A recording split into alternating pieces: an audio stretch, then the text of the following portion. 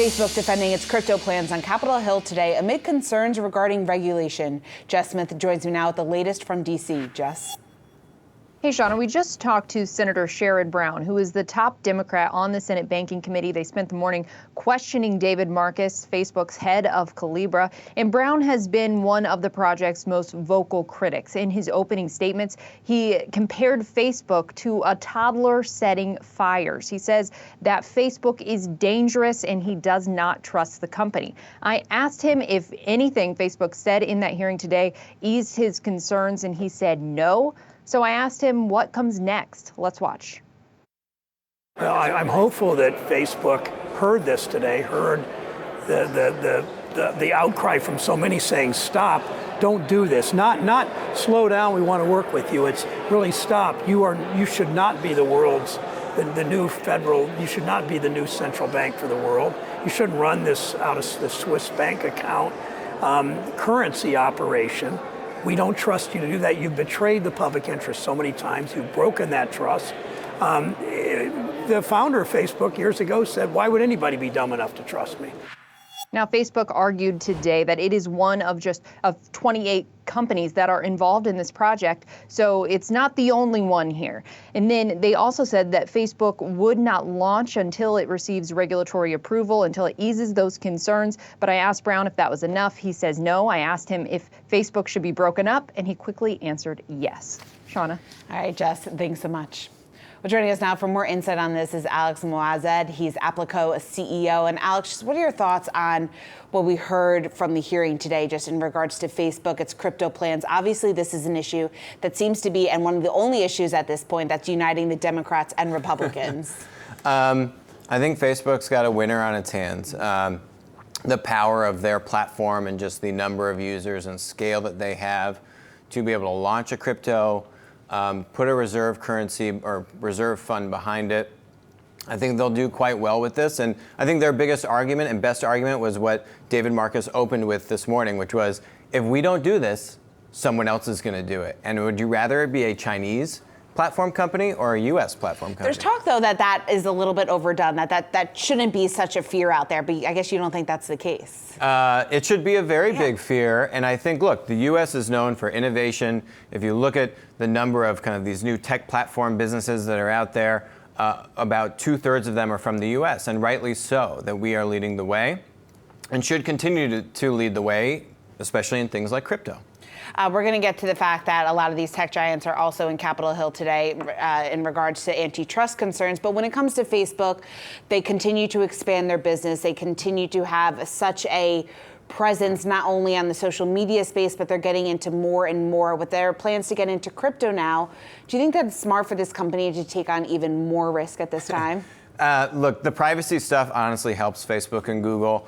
They made the $5 billion settlement last week. If you look at GDPR, Facebook should be kissing the feet of the European legislators.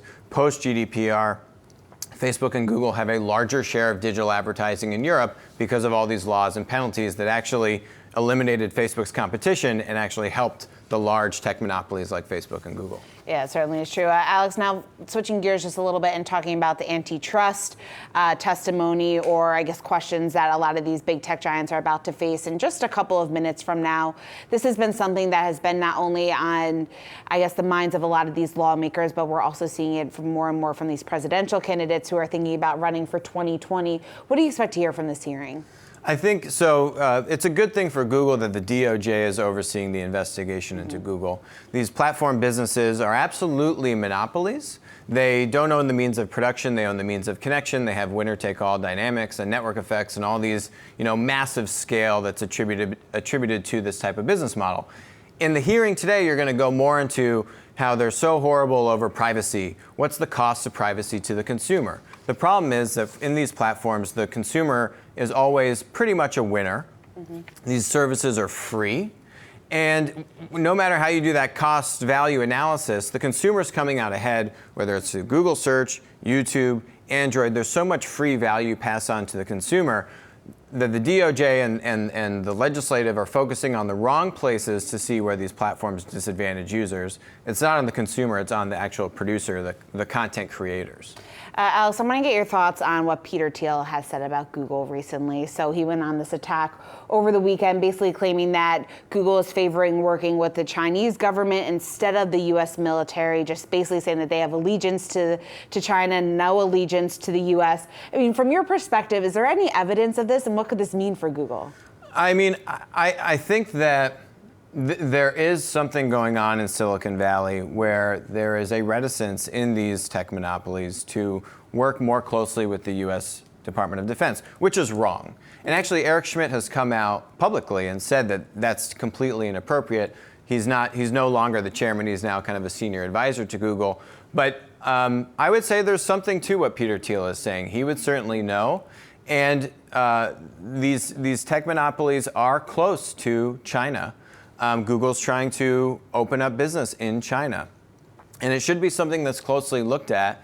And there's really no reason that these tech monopolies don't work more closely with the Department. So you think there is something behind what Peter Thiel's saying? I think there's something there, unfortunately.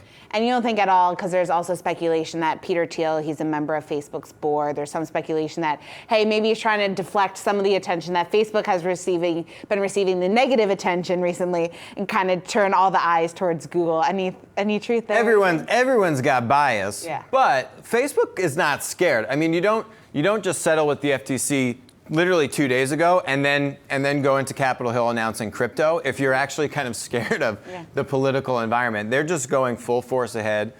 So is Amazon, Google, and the other tech monopolies. All right, Alex, thanks so much for joining the show today. Thank you.